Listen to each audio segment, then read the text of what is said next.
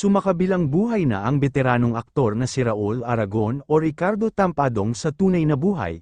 Noong ika-22 ng Enero taong 2026, sa edad na 78 taong gulang, ayon sa pamilya, siya ay pumanaw ng payapa sa Downey, California, dahil sa heart attack. Bagamat hindi nagaanong aktibo at kilala ng nakababatang henerasyon, si Raul Aragon ay isa sa mga haligi ng pelikulang Pilipino noong kanyang panahon.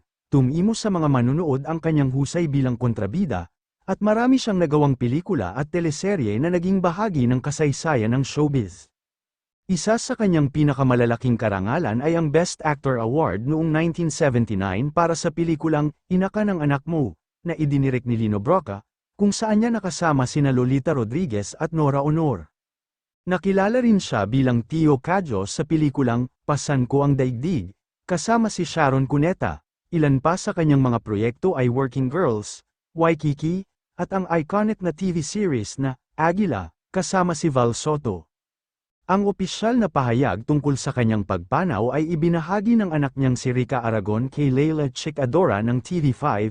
Sa pahayag, inilarawan si Raul Aragon bilang isang mapagmahal na asawa, ama, at lolo, kilala sa kanyang tahimik na lakas, kabaitan, at dedikasyon sa pamilya. Iniwan niya ang kanyang asawang si Josie, ang kanilang mga anak na sina Zoilo, Nina, Rica, Jose, at Raul, pati na rin ang kanyang mga minamahal na apo na sina Zachary, Leila, Kimi, Mika, at Jada. Ayon sa pamilya, ililipad pabalik sa Pilipinas ang kanyang mga labi, kung saan isasagawa ang wake at memorial service upang mabigyang pugay ang kanyang buhay at kontribusyon sa sining, sa ngalan ng buong showbiz at ng mga tagahanga ng pelikulang Pilipino. Maraming salamat po, Raul Aragon, sa mga alaala at karakter na patuloy na mabubuhay sa ating mga puso, palm at pagpupugay.